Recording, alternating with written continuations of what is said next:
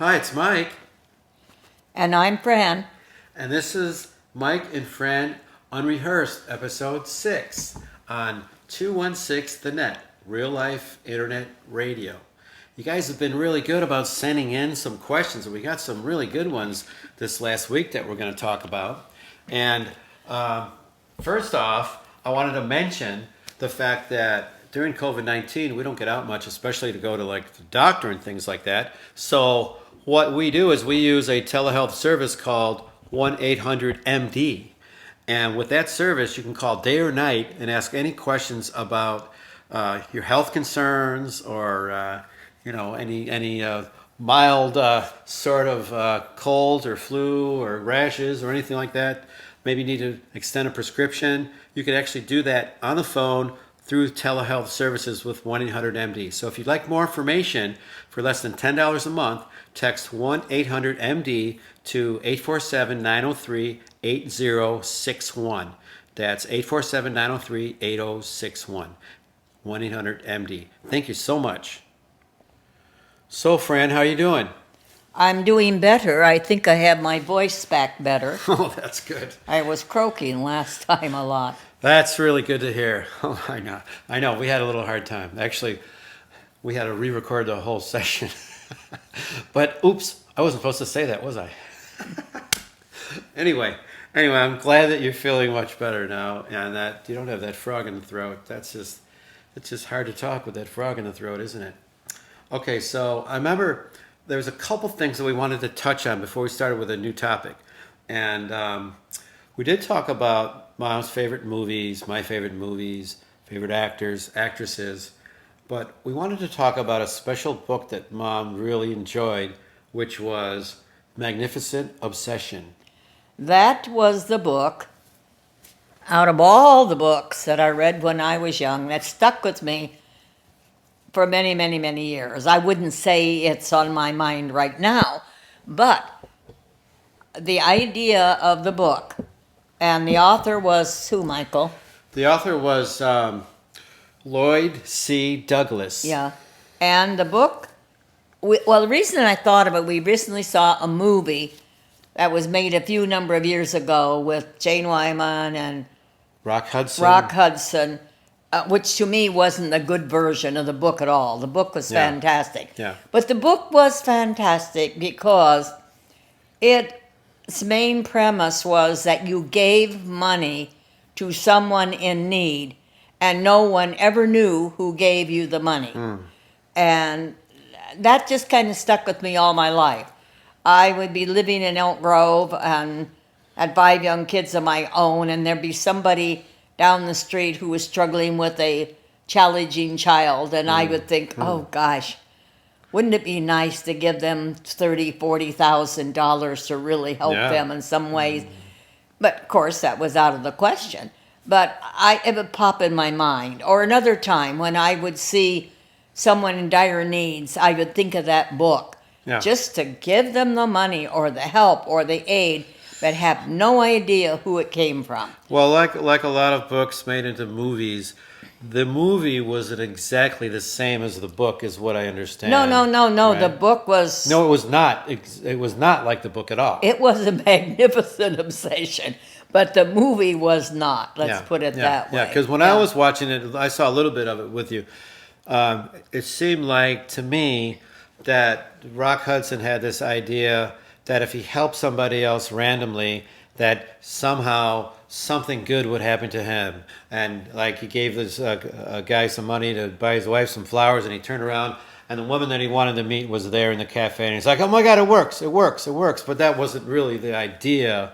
It was the idea of doing something anonymously so that nobody knew who it was. Giving for the good of your heart to make somebody else happy, and you did not get any recognition for it. I mean, I like to do things for people, but maybe they don't expect them, but they know who it is that's doing them, and I don't expect anything in return. Just like helping people out in need, buying some groceries or fixing something for them, or maybe if you know about something that they need, you do it, and then you let them know that you did something for them later on, or you gave them something, or you helped them buy something, or you fixed something. And I enjoy doing things like that. But I look at it like if you do good deeds for other people without being asked, then eventually that'll come back around to you. Well, that's the way the twist is now, almost. Yeah. But there was just do good and be completely anonymous about all of it. Just the feeling that you would have to know Yeah. that you helped. Not that it would come back to you. It was just the feeling weren't of doing doing it for something that. anonymously. Right. That's Yeah, right. that's a great thing to do. That's right. That's great. I would like to do more of those kind of things. Wouldn't you? Yeah. All right. So, Mom, I remember when we were talking about food, and one of the things that you made really well was eggplant parmesan, right? Aha. It was my so-called speciality. When I was a teacher and we had our teachers' meetings and meetings after, I was always asked to make the eggplant parmesan. And it was really good. And the women teachers, most of the teachers are women, their husbands would say, oh, I hope Fran brings that eggplant parmesan. So I sort of got conned into it. But after doing it for maybe 4, 5, 6 years, I would say, could I make something else once in a while? Please. Could I make deviled eggs? Because Deviled eggs. I had 5 kids, 5-bedroom house, taught full time, Yeah. and it took you 2 days to make the eggplant parmesan. Right. The way I made it. I was taught by the Italian family I inherited, or they inherited me, whichever way you want to look at it. And, excuse me, eggplant absorbs of oil, and A lot. What was it? eggplant absorbs a lot of oil. Okay. And what you do, you get the large or medium-sized eggplants, the purpley ones, pare them, peel them, slice, and then you bread them in egg and breadcrumbs. Right. And now you put them on paper toweling to drain because Right. eggplant absorbs oil. Oh boy. Right. So you pile them up and you probably end up with maybe, because I usually do make 10, 11, 12 eggplants. Oh, yeah. Have a lot. And you let it drain overnight to get all that oil out. You had layer and then Right. layer of the paper, layer Right. of the eggplant, Right. layer of the paper towels. And so that's done the day before. Then the next day you put together and do your gravy, and it cooks about 4 or 5 hours. And then you put it together with your gravy in the bottom, your eggplant, your mozzarella cheese, Right. and the meat sauce in Mushrooms the and all gravy that, and the the sauce, mushrooms yeah, and yeah, that. right. Yeah. So it takes a bit of time. Sure. Well, And- you layer it. Yeah. And then you got a big pan, and how many pans do you usually make? Like 3 2 or 4. Three or Three or four okay. big ones. Big pans. Yeah. So Then you bake it, yeah, and then you bring it, and then they just warm it yeah, up, right? Yeah, that is correct. But I was proud to make it because, as I said, I was not an extraordinarily good cook from youth up. I was the one that got designated to the ironing and the cleaning. Stay Right. away from the food because I used all the food stamps and ruined everything. You mean the sugar you use? The Food rationing stamps, for yeah, sugar, but Okay. we had for other food during the war. Oh, there I were see. other things too, but mainly sugar. I see. So sugar. you burn it all up on the sugar. Yeah. Okay. But anyway, so I just said it took me a long while to make it. I'd like a shorter job once in a while. Yeah. But where I really got embarrassed over this is I traveled to Oregon for a summer vacation to see my mom, and I just got off of the plane in Eugene, Oregon with my mother and my youngest sister when she was still living. And they were looking sad-faced. My brother-in-law, John, had just died that morning of a heart attack about 6 o'clock in the bathroom floor. And so, Ma, I've got sad news for you. And I go, oh, Ma. So Here. So I mentioned my mother, knowing that the funeral will be held later that week, because I had flown in, I think, on a Saturday or Sunday, and the funeral will be the next weekend in Portland. And about Wednesday, I said to my mother, well, we have to bring something to the house, because my sister was having at her home maybe 18, 20, 25 people, her kids, Yeah. Well, family sure. there. And my mother goes, why? What? She was not from the Italian heritage.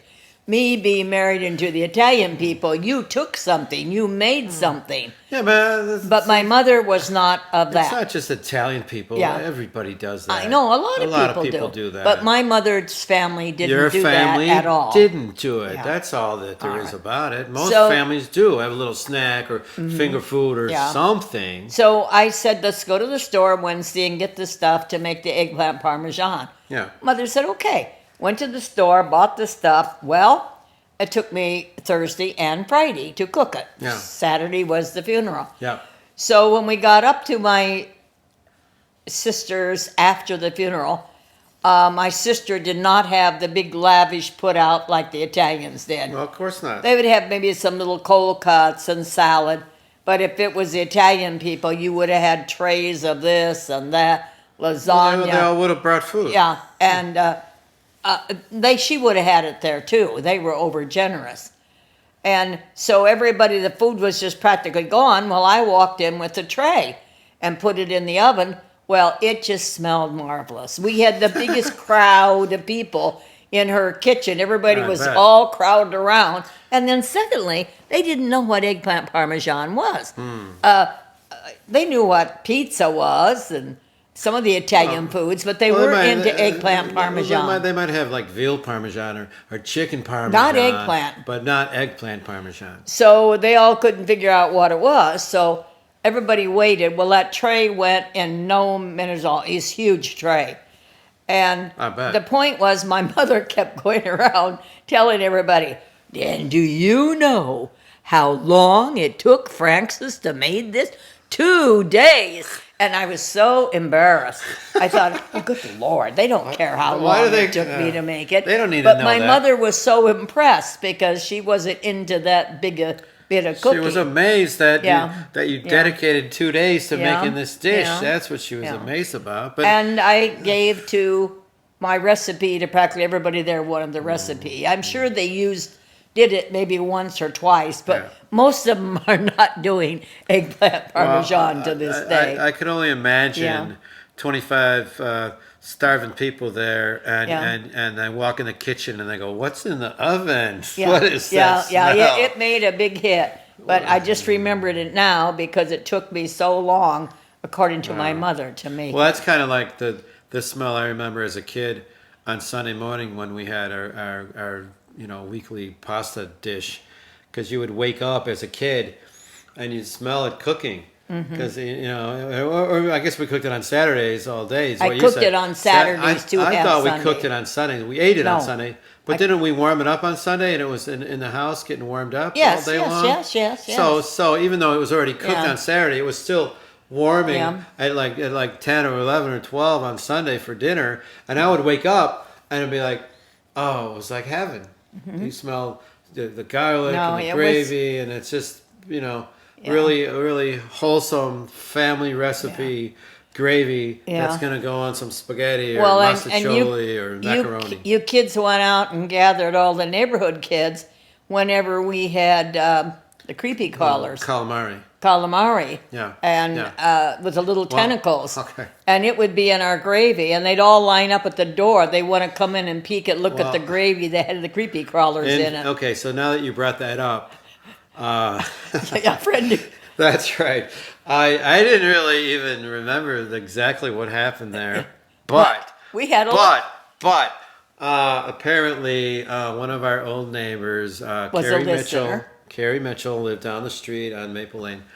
The Carrie Mitchell and I met during those years of the creepy callers, I guess, because she knew about those. You were her And all the first kids- boyfriend. And no, First little crush. We kissed. We kissed. We had our first kiss on the side of the house. You were and then young. the neighbor across the street broke it up. Oh, Mrs. Stewart, Yeah. she was into everything what all the kids were doing. And what's funny is that she wrote a note to the station and told Peter about it, and then he sent me the email, and I'm like, oh my God, I know, I remember Carrie Mitchell. And she remembered the creepy crawlers in the Mrs. She remembered going to our house, and I guess Grandma would hold them up and show Yeah, them to the kids, yeah. and they'd go, oh, because they were like little squid, Tentacles, squidgill, or tentacle. the tentacles from the squid, and they would all be, scared scared to death of looking at these little things. But that's what we cooked on Sunday in a gravy. And then she remembered what Vince was born then, a and little our guy, dog Gina, and our and dog all Gina, this, and yeah. all this stuff. And I'm like, Yeah. oh my God, she's got us pegged. She remembers a lot about Yeah. our family, even though we were only probably friends for a very short time when Yeah. we were little kids, and that was Okay. it. So that was really interesting, wasn't it? Yeah. All right, Fran. So we have a few questions here on credit cards. First question is, what did you do before credit cards? How did you pay for things? And what was your first credit card and how did you get it? So let's take the first one. What did you do before credit cards? Use good old cash. There you go. I think my family always did that at home in Oregon. Uh-huh. And it wasn't until I was living in Chicago and Jim and I were married that we didn't have a checking account right away. Yeah. But he used money orders to pay things. Oh, money He'd go order. to the place and order and get money he would. orders.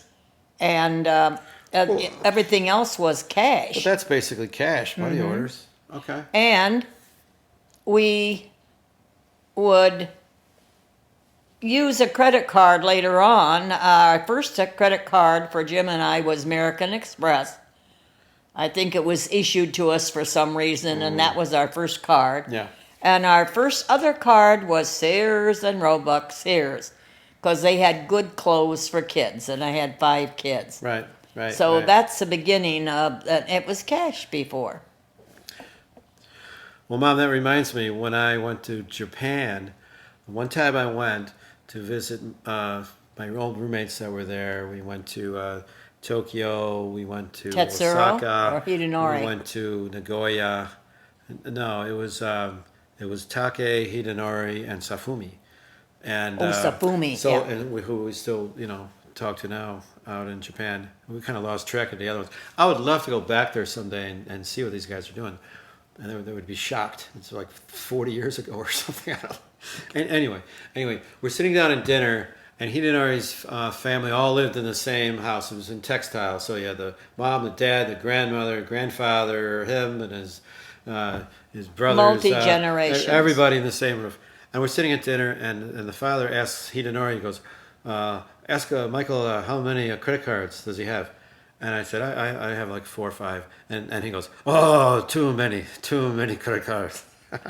so at that time, I was a college kid. That's how I got by. It was on credit. But that was not the way that was recommended for Japanese. Anyway, I thought that was kind of funny. All right, Fran, so here's a question. It's actually for me, and then it's for you, second part. Mike, do you think your mom has a favorite between you and your brothers and sisters? And do you think if she did, she would admit it? First off, I like to just say that, we had 5 kids, and I think everybody was sort of, grew into their own individual sort of areas of interest, and whatever any of our siblings, my siblings wanted to do, or your children wanted to do, I think you were behind them 100% in whatever it was that they wanted to do. Unless it was something idiotic and crazy and, like skydiving or something, Lori did that. No, she did. Okay. I did go. All right. Yeah. All right, Are you so kidding? So that was Off a bad the dunes example. in Indiana. All right, so there you go. So anything that we wanted to do, Mom was like, when are you going to do it? I'll be Nothing there. ventured, nothing gained. There you go. And that came from your grandfather. So no, she doesn't play favorites. She wants the very best for each and every one of us. And I know that to be a fact. So the next question is, No, let me just say, I think one of the things that any parent, mother or father, is to be fair. Mm-hmm. And that's always been a big motto way back in my mind, to be fair. Yeah. Once when I hadn't been out to Oregon for quite a while, I was with my brother, Alan, who was about 5 years younger. And we were driving somewhere in a car, and he was saying, what would you want on your epitaph? Yeah. And I said, Oh, maybe to say she was always fair. And I know what And he he said. practically drove off of the road. He jumped in, he'd go, oh my God, that's what I want on mine. That's and right. we That's had right. no contact like That's this funny. ever about. That's funny. And so it was kind of ingrained in both of us is that fairness meant an awful lot. So having your kids, you're excited about what each one excels in. Right, right. Linda, my eldest, was a politician. She was the talker, the business one. She's- Lori was the one that she'd go sky sailing off of the dunes and I remember Linda was good in sociology class Oh, in yeah. junior high, and I was in the class after her, and she was good at debating and showing other parts of ideas and conversations and arguments and things. And Mr. Zerib, I think it was, in Lively Junior High, and he called on me. And it was supposed to be gun control, and I'm like, well, what am I going to say about it? You know, Robert comes in, you have a gun, you shoot him. What's the problem with that? And then the other guy goes, yeah, but what if you're not registered and you're not supposed to have a gun? And what if everybody had a gun and they'd be shooting each other? And I'm like, oh, blah, blah, blah, blah, blah. So I didn't really think about it in too much detail, and I wish that I would have. But he thought that I would be more like her in the class because we're 3 years apart. As it turned out, I needed a little bit of a prep from her before I went in there, but I didn't know that at the time. yeah. Well, she ended up being a dental hygienist, Yeah. and then you, Lori, was a daredevil one. Like I said, she did Right. medical transcriptions and ended up in Las Vegas and things there. Well, I think maybe she was, doing the medical transcriptionist thing because that was something that she could do. Yeah. And it made some decent money, but it was a boring job to have, and so she had to have something wild. She to do. was exciting. and that was the skydiving thing she Yeah. did. I remember in the dunes, we got Yeah, film of her doing that. Yep. And then what does she do? She winds up going out to Vegas to become a blackjack dealer. Yep. That's Lori. Yep. That's what Lori did. Yeah. Yep, and the one that was killed by the escape felon. But anyway, then there was you, who was into music, the violin, who played first violin for a long while in a Northwest Children's. It went out of Harper. No, I think. it What was a community college orchestra at Yeah. Harper College, and I was 16 years old, and I had a stand partner like in their 40s or 50s, and I thought that was pretty cool to be Yeah. able to play with them. And I was mostly first violin, but I wasn't first chair. Yeah. And then I played second violin too, so I learned how to do harmony. But I really like to play the melody. So first violin was a better part for me to play because Yeah. everybody remembers the melody. They don't remember the harmony or the second fiddle or whatever you want to call it. So, Mom, I played violin as a kid. And you were the gymnast. And I was in gymnastics because I was a 132-pound weakling when I was a freshman and 13 years old. And I go, how do I put some music? I remember standing there at Lions Pool when they had little minnows and we're learning how to swim. And I was like sitting there like shaking like a leaf because I had no meat on my body. I'm like, You were so. 9 o'clock in the morning, and he's lining up these kids and we're freezing our ass. It's like terrible. Getting jeans to fit you and your brother was terrible. You were both so thin. It's always the ridiculous thing. It's like, Yeah. do I have the body of an alien being? No, I'm a normal person, and I can't find anything to fit. It's It was ridiculous. Ridiculous. It was hard. So from there, I started dabbling in guitar, and I play that now, and I played the lead in here, and I'll do the end part, and I have a lot of fun playing that. And eventually, we'll be playing some country western music, and Mom will be singing along with me. I think that's what we're hoping to do one of these Yeah, days. yeah. Because Mom used to be in a country music band. Yeah. which But we went. now his other sister, Lisa, she worked with travel agencies and Yeah. went out and then got married quite young. Well, she used to watch kids at her house, and she was really And, good at that. she And was not good- everybody can do that. No, she had school for them and everything. She was very good at it. And then Vincent was the athlete. He was good in every sports. Yeah. Went to soccer camp in Detroit. He wanted to be the next Pele. He did. He did. He was really and then he did indoor soccer that ruined his knees on the floor. Yeah. But anyway, and he was real bright. in what he did, graduated magna cum laude and the stuff. But I was proud of everyone and whatever they did. That's right. If they graduated from Northern or Southern, wherever, I was proud. That's right. All right. And that's good. All right, so Mom, we have a question here from listener Stephen Dobbs. Fran, what travel location or thing to do is on your bucket list that you haven't done, haven't obtained, or haven't been to? Mine is Greece.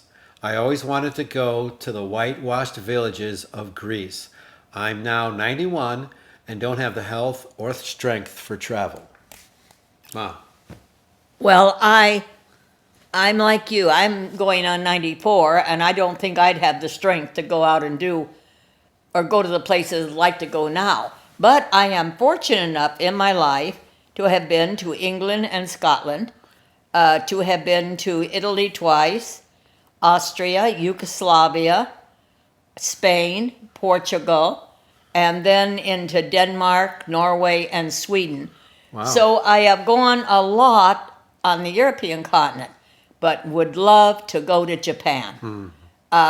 I was so envious when my son went to Japan, and even when I was young, I would go sit in the Oriental Institute Museum and just look at the paintings.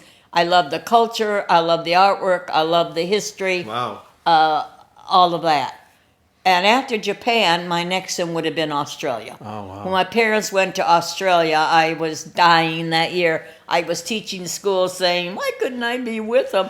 I always wanted to go to Australia and New Zealand. Didn't they have to give a lot of shots before they went there? Or, I don't remember. At that I time don't they remember. Went? Maybe they don't have to do that now. No. But wow. The only thing I remember about my mother's trip, my mother got locked out of the room in her underwear Oh. in the hall. Oh. Somehow with Avon, my father, the key. And I remember the story, and she was hiding behind a big potted plant at the inn Oh, when my somebody God. came up and she was trying to say, open my door. So I follow my mother in having weird things That's funny. happen. That's Yes. funny. Yes. All right, Fran, so here's a good question. Fran, you're such an inspiration, especially to those of us just entering our 70s. What makes you feel most accomplished? When I look back on my lifetime, I am most accomplished that after my husband died in his 50s, our family continued on with the same goals, same feeling, same love, and also very proud of the fact that I became a teacher, which I love that occupation. Right. I loved, as I said before, working with little kids and young adults. And also then is reading everything, being alive, being interested in everything. The world is vastly interesting, and I'll never take 20 lifetimes to know everything about the world. Right. There isn't a day you can't learn or get involved with something. And everything has a spirit to it that can move you. All right, so here's the second part of the question. How do you get up and find the energy for a radio show now in your 90s? No big problem. It's just one. Wow. It's just a Thursday, and my son will give you the schedule or routine on Thursdays. Well, I just want to say that I was lucky enough to meet Peter at a networking event where he was looking for ideas for a show. And I used to record Mom's conversations in the car and things, and he thought we had a good thing going. And Facebook. we just get along that way. So we just look at topics and start talking, and it's really just been very enjoyable to get all this on record and how to, explain things from Mom's point of view and let me put my input in there as well. And we just love it. And we're very happy that we can share this with everybody listening to Mike and Fran Unrehearsed. So thank you so much for listening. So this is our routine. The show goes on Wednesdays. Thursday we get the new questions. We look them over and record a new recording on Thursday evening. And then my sisters, Linda and Lisa, come over on Friday for lunch, and we listen to the new recording. I might just think about videotaping that and posting that on our YouTube channel. So if you guys go to YouTube, go to Mike and Fran. We have a new YouTube channel, and please subscribe. That would be awesome. Oftentimes, Mike neglected to say that Thursday evening we might end up at 3 or 4 in the morning. Oh my God. So it isn't a quick thing. Sometimes Yes. We have to do it over You're right, and Mom. to get it. Sometimes Okay. we do. That's the way it is. Goodbye. right. Bye. See you next week.